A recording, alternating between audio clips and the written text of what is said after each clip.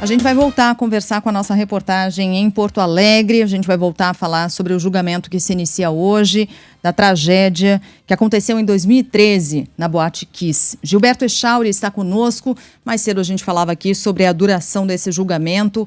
Possivelmente entrará para a história como o maior do país, quando você considera o número de pessoas envolvidas e também o número de crimes que são considerados. Echauri, nos conte tudo. A gente está com uma expectativa de um longo julgamento e, infelizmente, sofrimento para essas famílias que vão reviver essa história novamente ao longo de todos esses depoimentos, né, Echauri? Bom dia. Bom dia, Sheila. Bom dia a todos aqui na Band News FM. Pois é a expectativa, né, de que seja o maior julgamento da história do Rio Grande do Sul. Uma projeção aí de 10 a 15 dias, mas pode, inclusive, ser maior.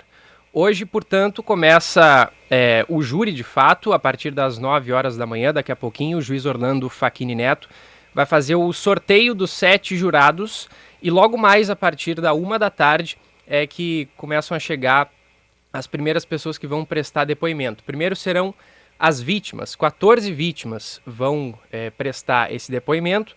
Depois teremos 5 testemunhas de acusação que foram escolhidas pelo Ministério Público.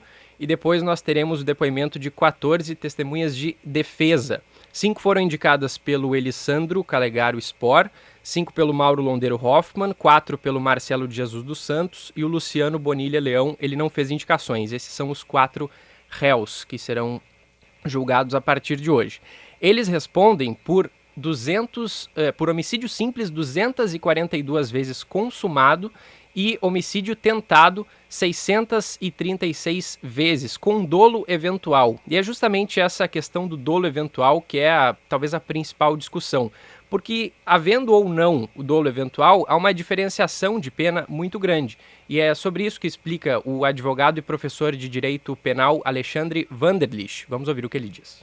E essa distinção, se esses músicos, se os proprietários dessa casa noturna assumiram o risco de matar essas pessoas, se anuíram, tomaram em compra o resultado morte, inclusive eles mesmos que estavam lá dentro desse local, se eles assumiram esses riscos, os patamares de pena são incalculáveis. As penas mínimas para um homicídio é de 6 a 20 anos. Então imagine o que nós chamamos da ficção jurídica de concurso de crimes, que são dezenas de resultados somados. Serão 3 turnos diários, das 9 da manhã até as 11 horas da noite, e isso vai acontecer todos os dias, inclusive aos sábados e aos domingos. Então os 4 réus, Elisandro Spor e Mauro Londeiro Hoffmann, são sócios da Boate Kiss.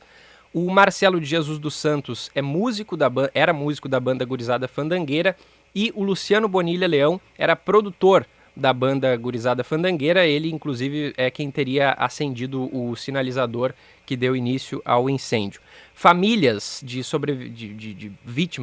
familiares de vítimas da Boate Kiss chegaram ontem aqui em Porto Alegre e há tendas, há toda uma preparação para receber essas pessoas. De fato, é um ambiente de muita tristeza.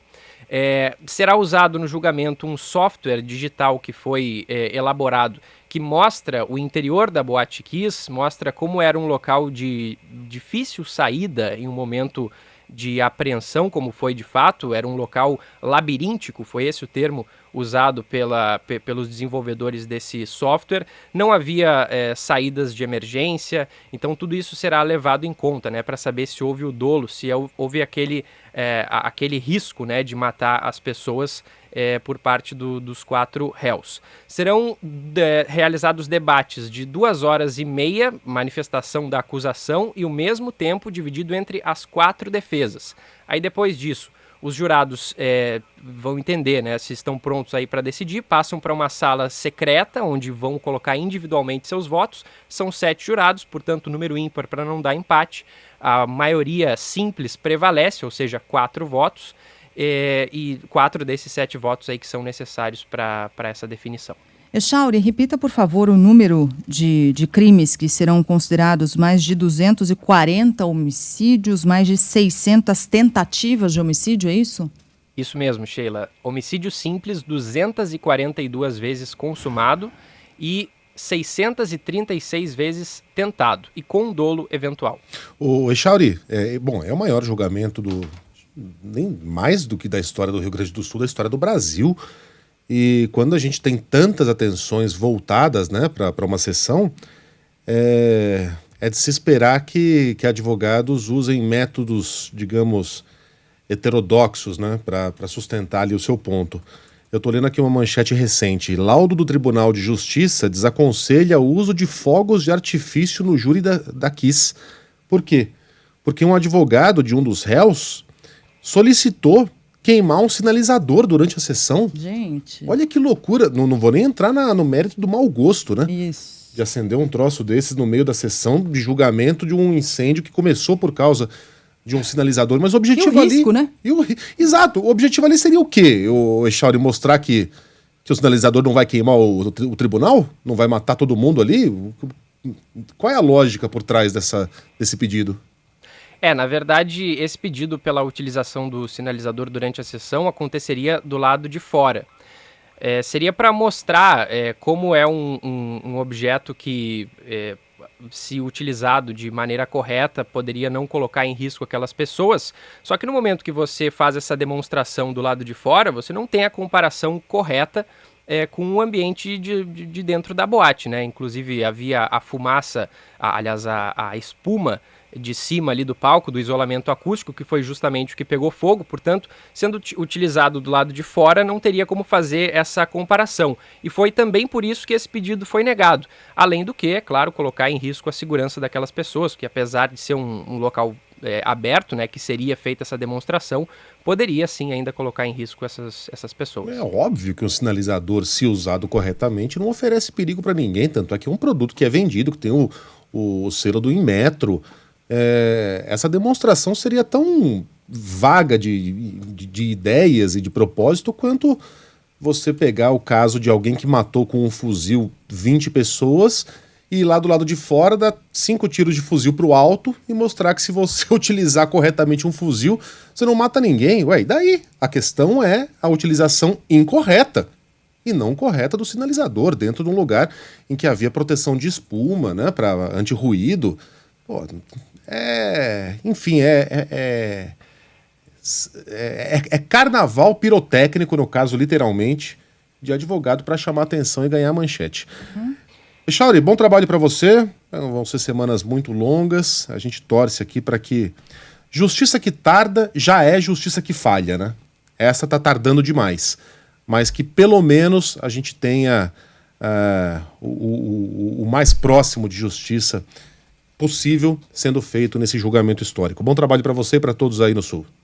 Valeu, Megali. Só um último detalhe, que se fala muito nessas 242 vítimas fatais desse incêndio, só que os próprios familiares das vítimas, eles relatam que o número acaba sendo maior porque teve gente que morreu em decorrência disso, mas não diretamente.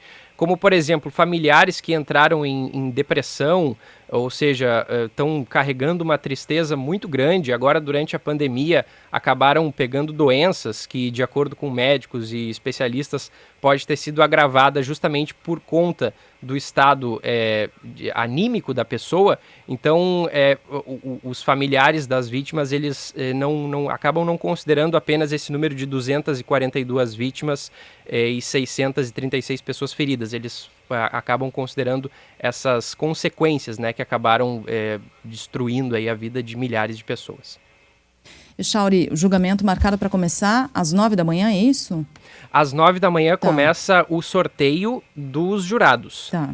A fase de oitivas vai ser a partir da 1 da tarde. Tá bom.